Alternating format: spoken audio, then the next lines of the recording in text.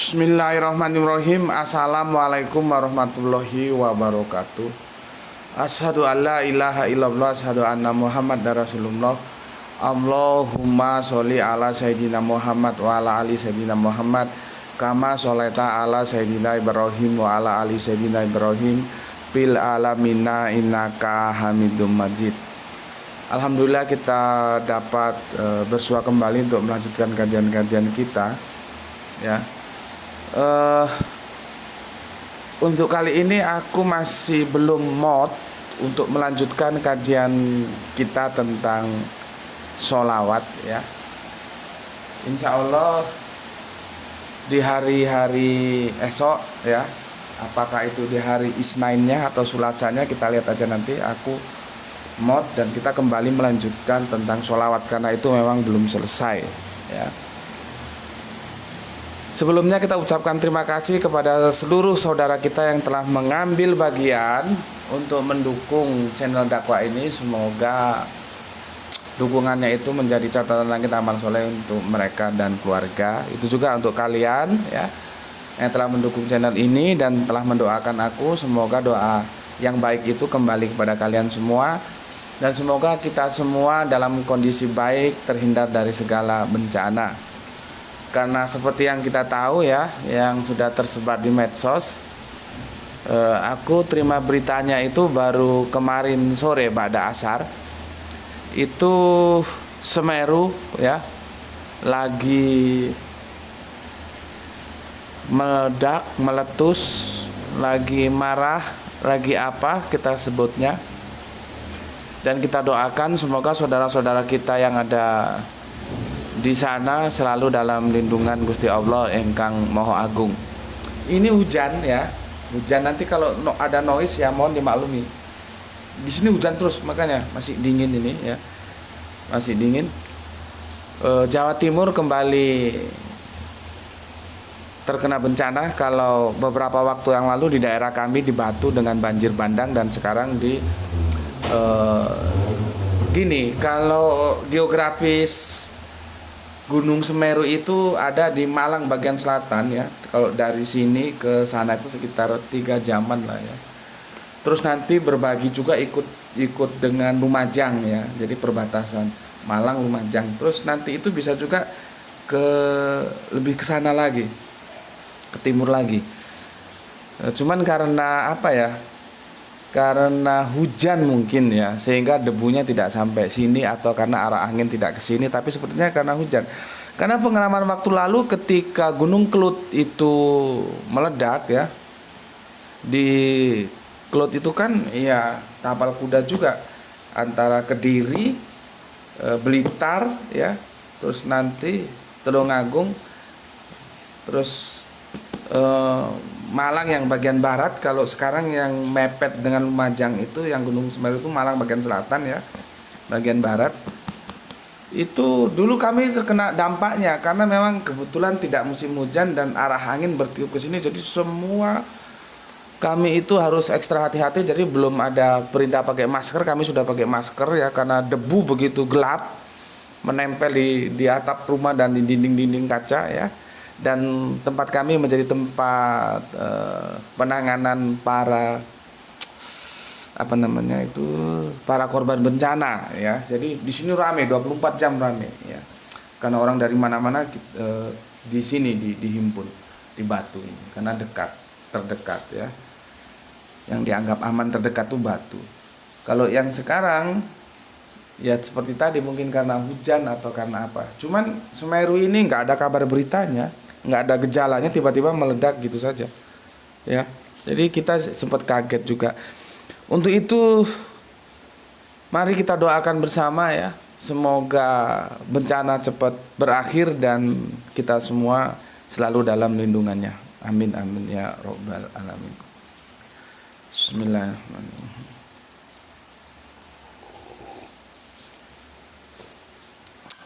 Ambilin tisu.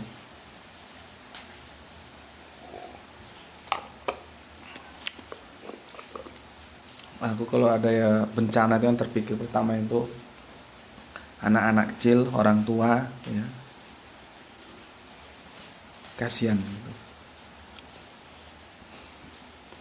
Oke, kita lanjutkan kajian kita ya. Kali ini aku akan bahas bahwa Yesus itu sebetulnya harus dipisahkan dalam dua cara pandang.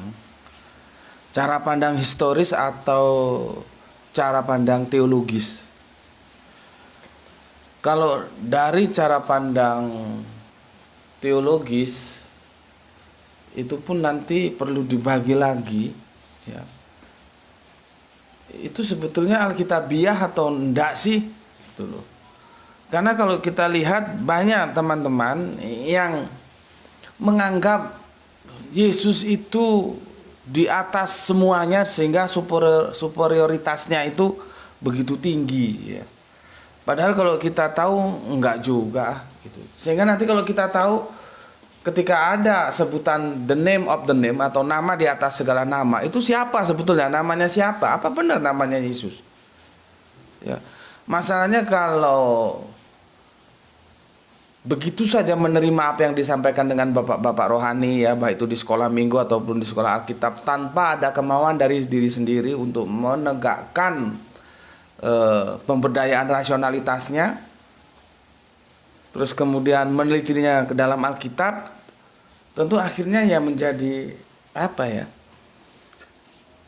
Menjadi omongan yang seperti yang gimana ya? Asal ngomong tidak mengakar pada Alkitabiah gitu loh.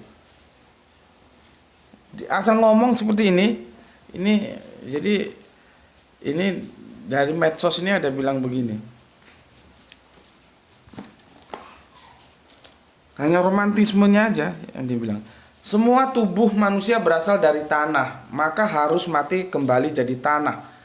Hanya tubuh manusia Yesus yang bukan berasal dari tanah tetapi dari roh. Sekarang aku tanya gampang saja, di mana dia tahu bahwa Yesus itu berasal dari roh, itu ayatnya mana? Itu saja yang paling sederhana, dia udah bungkam, nggak bisa jawab itu. Ya karena dia beragama hanya romantisme belaka. Tidak pernah memanfaatkan apa yang diberi oleh Gusti Allah yang Maha Agung yang namanya akal. Rasionalnya tidak bekerja. Itu baru masalah berasal dari mana saja. Karena kalau Yesus berasal dari mana, nanti kita mesti tidak mau bertarung di praeksistensi. Kita bisa lihat di surat Amsal. Ya, benarkah itu ditujukan kepada Yesus? Apa yang tertulis dalam Amsal itu sebagai apa namanya? Nubuatan kepada Yesus? Ya belum tentu juga.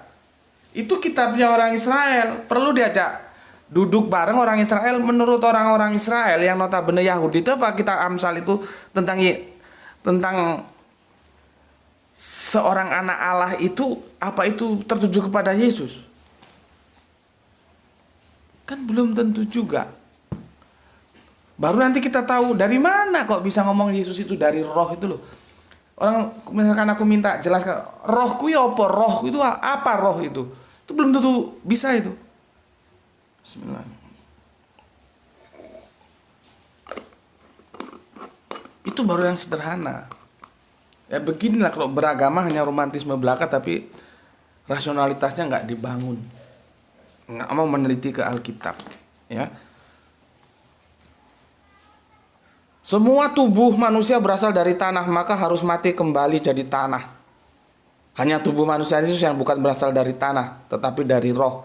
Yang dari rohnya sudah aku singgung sedikit tadi. Kita fokus sekarang ke masalah, apakah benar hanya tubuh Yesus saja yang tidak kembali ke tanah? Kan itu jadi masalahnya. Ini aku klik tadi dari medsos nih.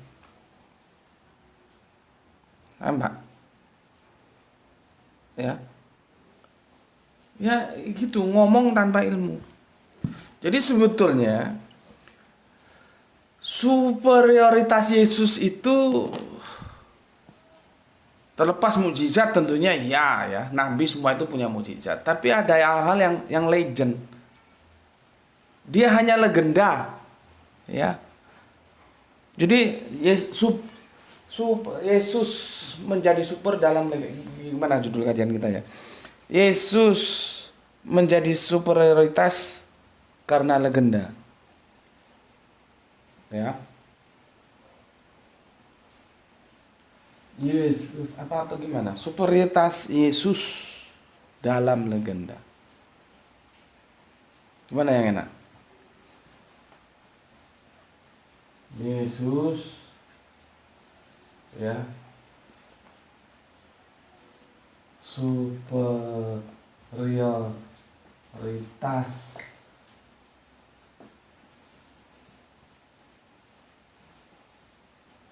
Yesus superioritas dalam legenda.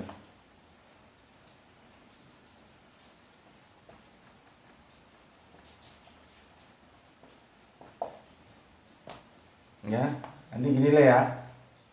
Ya. Yesus superioritas dalam legenda. Jadi Yesus itu menjadi superior itu di dalam legend, di dalam legenda gitu loh. Artinya ya seperti yang aku bilang kemarin waktu bahas Mu'min sih, history itu kalau sifatnya legend atau legenda gak usah dicari benernya, karena dia berita dari mulut ke mulut, dari mulut ke mulut, dari generasi ke generasi, dari ruang dan waktu ke ruang dan waktu lainnya gitu. Akhirnya kalau di aku jadi ketawa, diuber dengan jurus yang mematikan, yang aku bilang roh dewe, kon roh dewe, kamu tahu sendiri ya Yesus bisa begini begitu. Itu nanti ya kelakep, kalau orang Jawa bilang kelakep tuh diam 1000 bahasa. Jadi ini ya apa ini namanya apa ya, caption atau konten ya, konten ini lahir dari pengetahuan yang minim. Dia tidak tahu siapa Yesus, dia tidak mengenal Yesus secara benar ya, sehingga dia kira hanya Yesus saja yang mati tidak masuk ke dalam tanah kalau kita ikut kerangka berpikir dia. Nah, sekarang kita buka, benarkah hanya Yesus saja yang terangkat ke langit sehingga mayatnya nggak salah pernah aku singgung sekilas di Kanjeng Nabi Isa tidak akan turun lagi itu tentang, jadi begini loh sebetulnya bolak-balik ya legenda loh ya, tinggal bagaimana intelektualitas kita menilai. Orang menghilang dan tidak tahu kuburnya dan tidak ada kuburnya itu sebetulnya di antropologis kita Indonesia, NKRI, Nusantara yang khususnya Jawa ini juga ada. Coba kalian main-main ke daerah Blitar sana, di mana makamnya pejuang tanah air? Di makamnya Pak Supriyadi itu di mana gitu. Coba. Nggak ada yang tahu. Dan sampai sekarang itu ada sebuah keyakinan, sebuah pemahaman untuk masyarakat yang ada di sana itu, pejuang itu apa namanya, pahlawan Suryadi itu belum meninggal. Coba udah berapa lama dari zaman Jepang sampai sekarang? Karena kuburnya nggak ada dan dia tidak mati terus dikuburkan, orang tahu ini kuburnya Suryadi itu nggak diketemukan. Jadi sebetulnya legend-legend seperti itu biasa.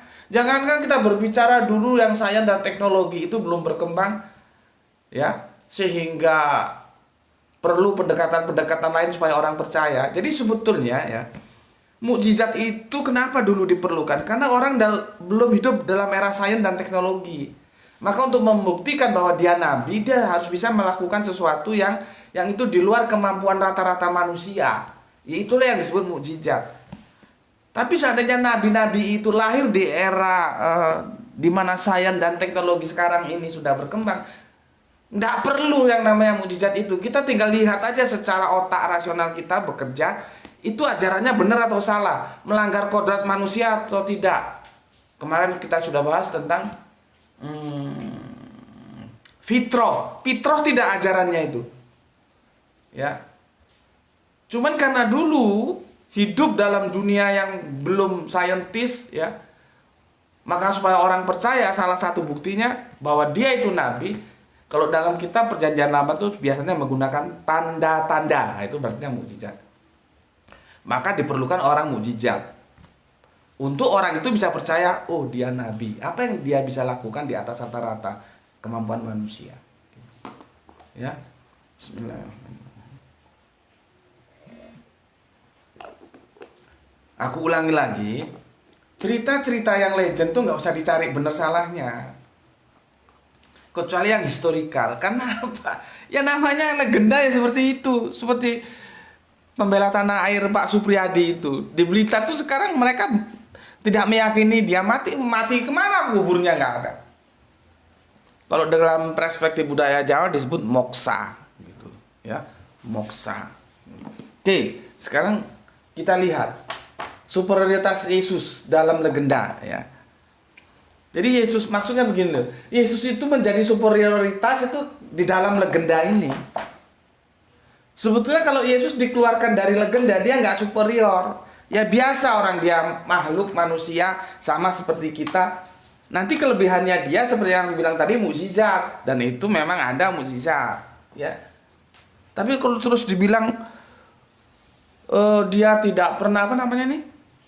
Dia dari roh dan tidak pernah mati, tidak masuk ke dalam tanah, jasadnya siapa yang bilang? Sedangkan kalau dia dibilang dari roh aja kita harus berdebat. Kenapa dia memerlukan rahim yang tercipta dari tanah? Tanpa rahimnya Bunda Maria, bisa Yesus hadir? Tidak bisa. Dia tetap saja memerlukan sebuah media yang itu berasal dari tanah.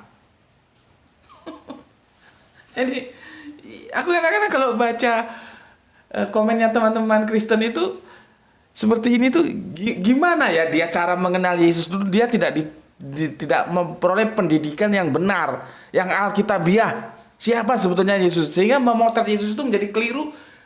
Masalahnya dia romantisme banget. Apa yang disampaikan guru-gurunya itu seolah-olah menjadi harga mati itu pasti benar, padahal belum. Maka konten-konten seperti ini jadi bermunculan dan orang senyum aja kalau baca. Ya enggak begitulah. Kita kembalikan ke Alkitab, apa kata Alkitab, ya. Oke. Supaya semuanya menjadi clear gitu. Seperti kemarin ketika aku bilang dalam kajian apa kemarin deh. Yesus satu-satunya Tuhan yang berdoa. Itu sebetulnya aku ingin mengajak semuanya lah ya. Ya Islam, terutama teman-teman Kristen, ayo kita berpikir secara benar. Dibimbing oleh Alkitab, siapa sebetulnya Yesus itu. Ya kalau cuma romantismenya, ya kamu bilang Yesus itu Allah. Tapi apakah romantismenya itu benar? Kan enggak.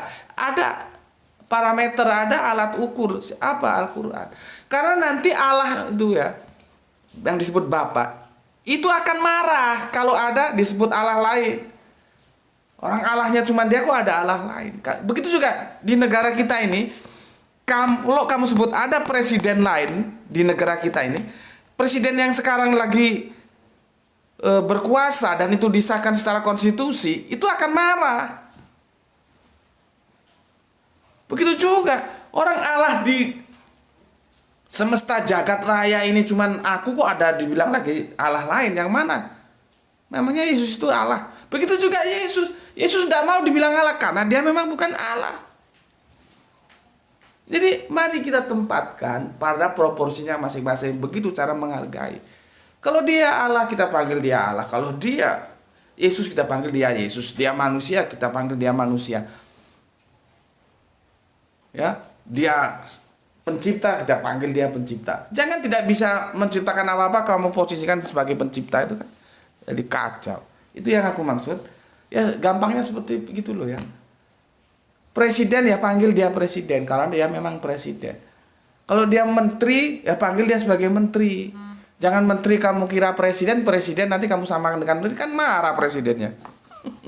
Itu yang aku maksud sebetulnya. Mari berpikir waras. Ya. Oke. Sekarang kita lihat. Bismillahirrahmanirrahim. Ya. Aku nggak tahu kitab Ibrani ini apakah tulisannya Paulus ya? Karena ini cuman gini aja. Surat kepada orang Ibrani. Nah, begini. Ya. Surat kepada orang Ibrani. Biasanya ada kalau ini seperti ini contohnya. Surat Paulus kepada Titus, ya. Ada. Nah, ini nggak ada surat siapa ini? Surat Paulus kah? Bukan kah? Orang kadang-kadang keliru menganggap ini surat Paulus, padahal di sini nggak ada. Coba kita cari komparasi lain ya. Nah, ini surat Petrus. Surat Petrus yang pertama ini. Nah, jelas kan? Nah, ini yang Ibrani ini surat apa ya? Ini, ya kan? Nggak ada penjelasannya, hanya surat apa deh? Surat Ibrani gitu aja. Surat kepada orang-orang Ibrani, cuman begitu doang. Tapi siapa yang nulis surat ini? Ya, nggak tahu. Jadi kalau kita bilang Paulus, nanti dulu. Benar ini Paulus yang nulis. Ya. Aku akan mengajak kalian ke Ibrani berapa ini ya? Bentar. Ibrani 73 ya. Jadi nanti kalau aku menjelaskan siapa sih sebetulnya the name of the name, nama di atas segala nama itu siapa, ini menjadi bekal ya. Jadi aku nggak usah mengulangi lagi. Dengan ini kamu nanti sudah punya arahan the name of the name itu siapa. Apa benar the name of the name itu Yesus gitu ya.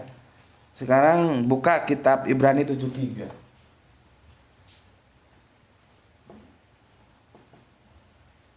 Ya. Di sini kita akan mempersuskan ya seseorang yang bernama Abimelek ya. Abimelek, Ibrani 73. Buka Alkitabmu. Ibrani 73 ya. Aku bacakan dari yang nomor 2 ya, supaya namanya muncul, karena kalau langsung ke sini namanya tidak muncul. Kepadanya pun Abraham memberikan 1/10 dari semuanya ya. Ini perpuluhan ini ya. Kalau kita lihat dari sini berarti perpuluhan itu tidak mulai di zaman Musa ya, atau Moses ya. Zaman Bapak Abraham juga sudah ada perpuluhan. Kalau biasanya kan kita taunya perpuluhan itu begini. Dari 12 suku Israel itu sukunya Kanjeng Nabi Musa itu suku Lewi ya. Lewi kalau nggak salah. Suku Lewi itu tidak boleh bekerja. Dia khusus menjadi, kalau di sini gampangnya takmir masjid gitulah ya. Seperti itu, ngurusi bait Allah. Baru 11 suku lainnya bekerja. Karena ini tidak bekerja, waktunya dihabiskan untuk mengurusi bait Allah.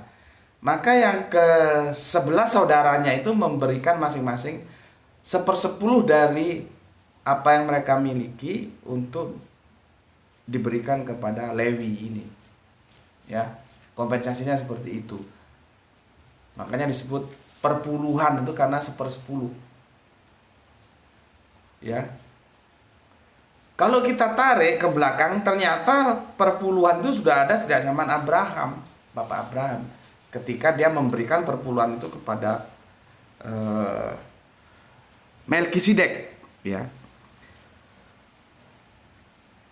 Kepadanya pun Abraham memberikan 1/10 dari semuanya.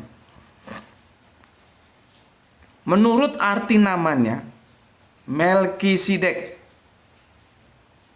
Ya. Ini bacanya gimana? Melkisedek atau Melkisedek? Ya, Melkisedek adalah pertama-tama raja kebenaran. Dan juga Raja Salem, yaitu Raja Damai. Ya, Raja Damai. Maksudnya damai sejahtera, ya.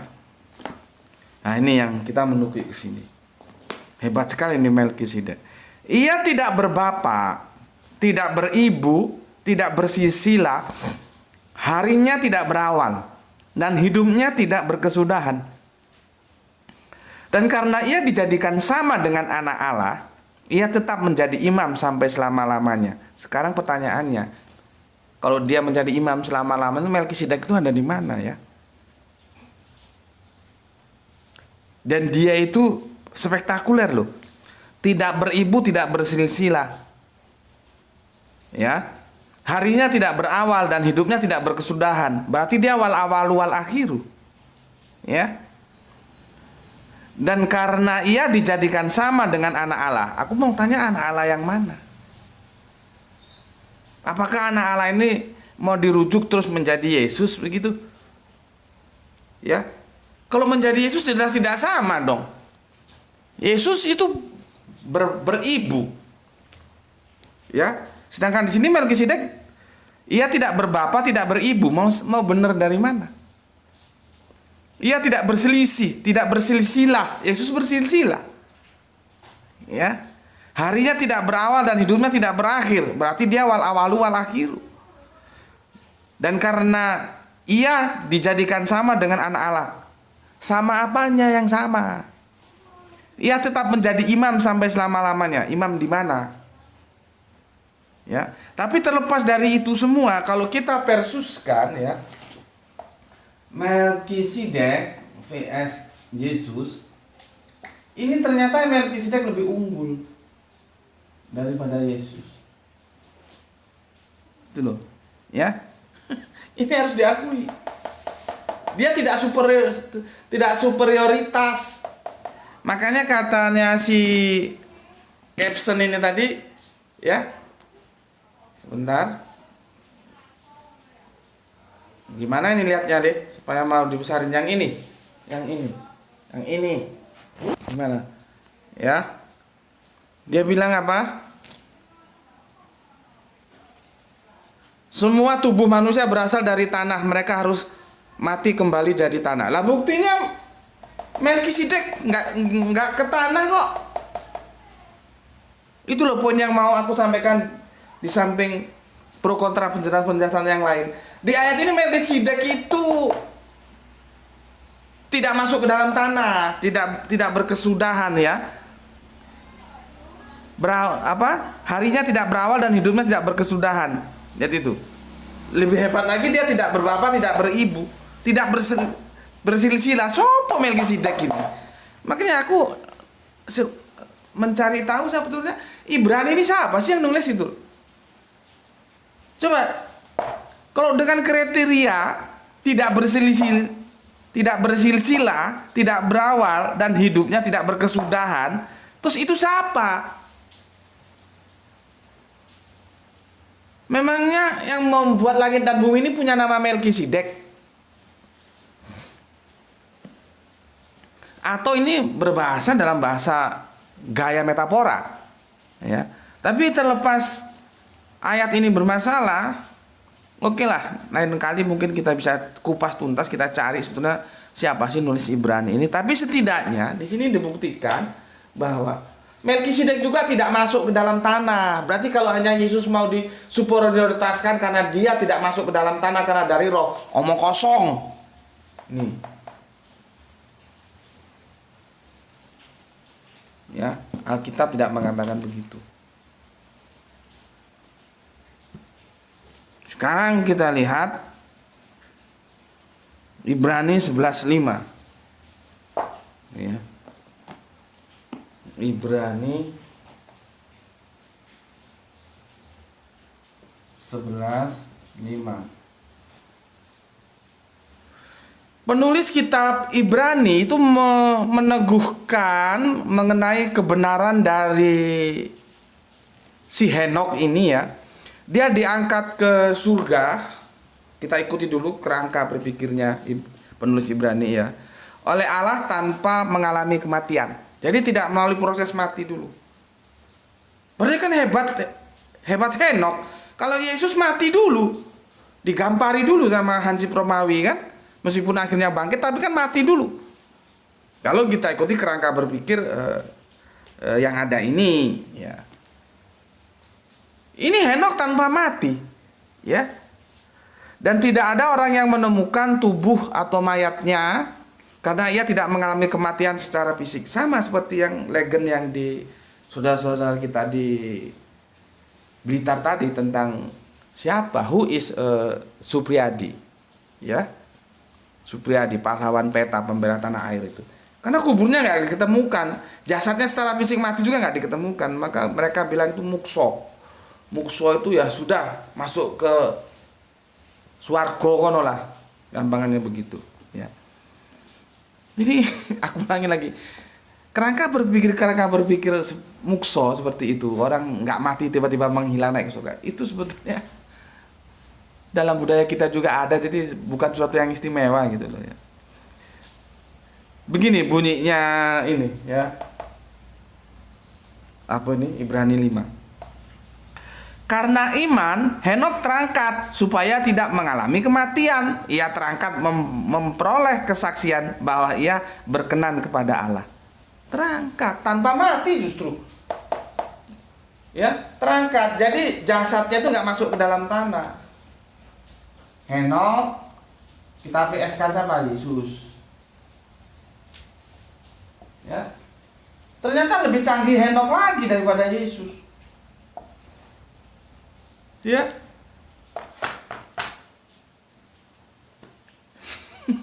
gak percaya? Baca kitabmu. Ya. Oke. Kemudian aku akan merujuk kamu ke dua raja-raja, ya. Dua raja-raja 2 ya 3:11 ya 3:11. Ini mengisahkan pengangkatan Nabi Elia ya, bukan Elisa ya, Elia. Kadang-kadang dua nama ini sering ketukar kita. Nabi Elia yang unik yaitu diangkat ke surga dengan menaiki apa namanya ya, kereta kencono. Kereta kencono itu orang Jawa bilang. Kalau kita Alkitab kereta berapi ya, dengan kuda berapi dalam angin badai gitu. Gitulah ya kalau difilmkan gitu. Bahkan para nabi dari Yeriko ya, Yeriko itu ya, dengan Elisa ya, kalau tadi Elisa itu saking penasarannya itu bareng-bareng mencari. Ini jangan-jangan dia naik ke atas terus dilempar jadi mayatnya di mana? Ayo kita cari gitu ya. Ya. Mereka cari ya. Karena ada kemungkinan roh Tuhan atau roh kudus mengangkat Elia dan mungkin melemparkannya lagi ke bumi gitu. Jadi dicari itu nggak ketemu ya. Gagal menemukan Elia. Padahal sebelumnya mereka sudah diperingatkan Elisa untuk tidak usah susah-susah mencari mayat ya. Mayatnya Elia maksudnya, karena ia yakin Elia terangkat ke surga bersama tubuh fisiknya gitu. Jadi sebetulnya ketika ada sebuah pemikiran, ayo kita cari, sudah diingatkan sama Elisa, sudahlah nggak usah dicari, karena Elisa, cuma kan Elisa sendiri yang meyakini bahwa dia terangkat secara fisik, jadi mau dicari kemana, mayatnya yang nggak ketemu, gitu, ya, jadi dia terangkat ke langit, ya, ayatnya begini, yang 23 ya, 23, yang 23 aja lah, yang 11 nggak usah lah, ya, yang 23. Kalau mau panjang nanti 3-11 ya, kamu baca sendiri. Pada waktu itu keluarlah rombongan nabi yang ada di Betel ya, mendapatkan Elisa. Lalu berkatalah mereka kepadanya, sudahkah engkau tahu bahwa pada hari ini tuanmu akan diambil daripadamu oleh Tuhan, terangkat ke sorga? Jawabannya, aku juga tahu. Diamlah. Lihat itu. Ya. Coba kita lihat kelanjutannya. Kalau di apa nih? Dua raja-raja itu begini. Sepertinya perlu kita tuntaskan sampai ke yang 11 ya. Dua raja-raja. Mulai yang ketiga ya. Yang ketiga. Yang ketiga.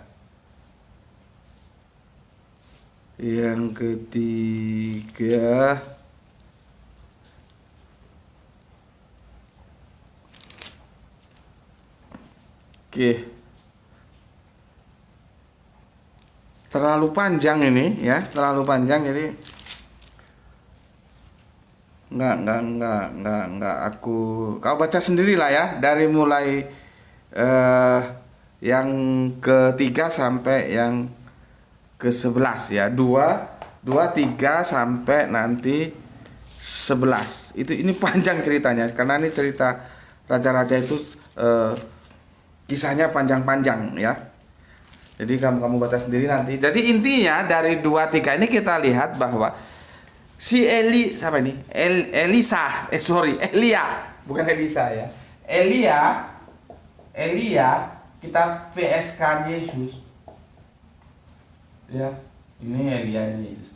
Ini positif, ini juga terangkat, bukan hanya Yesus toh. Gitu loh. Bukannya Yesus toh. Jadi kalau ini anak nggak tahu nih sekolah minggu di mana, sekolah Alkitab di mana, kita nggak tahu.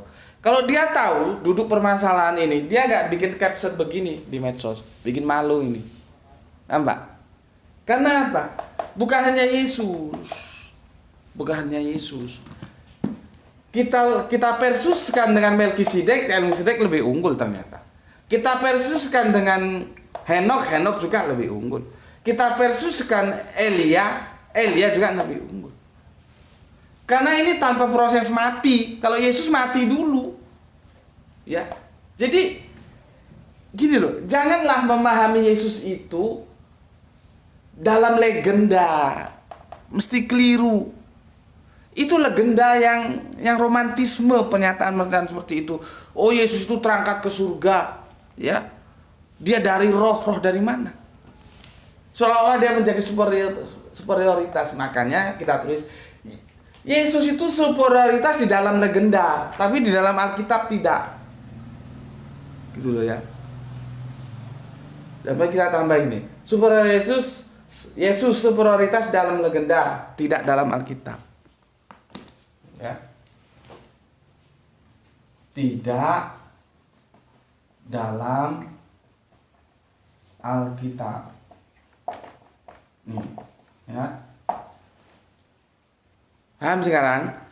Jadi jangan berpijak pada legenda, harus diuji kesahihannya lewat Alkitab. Benarkah yang kalian terima, entah itu lewat sekolah, lewat cerita-cerita, lewat apa-apa, legenda itu benar nggak? Tentang superioritas Yesus itu. Maka cross-check-nya di Alkitab. Kalau kita uji di Alkitab, baik Ibrani ya, ini sudah ada berapa ini? Ibrani 7:3, Ibrani 11:5, 2 Raja-Raja 2 ternyata enggak spektakuler legendnya. Ya, faktanya ada yang lebih hebat yaitu Melkisedek, Henok dan Elia. Kalau masalahnya cuma masalah dia dari roh. Meskipun aku sudah bantah, dari roh kok dia masih memerlukan kedagingan. Kan dia ada di rahimnya Ibunda Maria, dan itu perlu waktu. Tidak ucuk-ucuk lahir besar gitu kan, enggak. Kehamilan Bunda Maria aja itu perlu waktu dari 0 bulan sampai ke 9 bulan. Bunda Maria itu daging, dan kalau orang tanya juga kadang-kadang sebetulnya bagaimana sih bisa disebut Tuhan orang Yesus belum ada, Bunda Maria sudah ada. Yang lucu lagi kalau kita baca di kitab Injil Lukas itu, yang malaikat memberitahukan Bunda Maria mau melahirkan itu kan lucu juga. Berarti kan Yesus belum ada, malaikatnya sudah ada. Gitu mau dibilang bahwa dia sudah ada sejak dulu kala. Aduh, makanya lebih asik kalau kita mendiskusikan kitab Amsal itu tentang nubuatan Yesus itu, kita juga perlu mendengar. Karena itu kitabnya orang Yahudi. Pendapat mereka sebetulnya benar nggak sih nubuat di kitab Amsal itu ditujukan kepada Yesus, bahwa Yesus itu menjadi ciptaan yang pertama dan semuanya itu diciptakan melalui, ingat, sudah kita kupas tuntas, melalui Yesus, bukan oleh Yesus. Ya, itu bahasa Ibrani artinya melalui, bukan oleh. Ya. Oke, dari itu dulu kajian-kajian kita hari ini. Semoga semakin memahamkan kita tentang posisi Yesus, sehingga kita memberi penghormatan Yesus itu secara benar. Tidak hanya didasarkan oleh legend-legend sehingga dianggap dia superioritas. Enggak. Dalam legend dia superioritas, tapi dalam Alkitab dia masih kalah dengan Henok, Melkisedek dan Elia. Ya. Itu dari aku, dan sampai ketemu di kajian berikutnya. Kembali lagi, ayo kita sama-sama berdoa ya. Semoga ini Jawa Timur sudah 2 kali kena bencana ya. Batu, banjir bandang. Sekarang Lumajang dan perbatasan Malang, Gunung Semeru ya.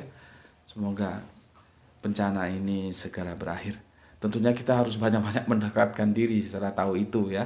Kita mengintrospeksi. Itu dari aku. Bismillahirrahmanirrahim.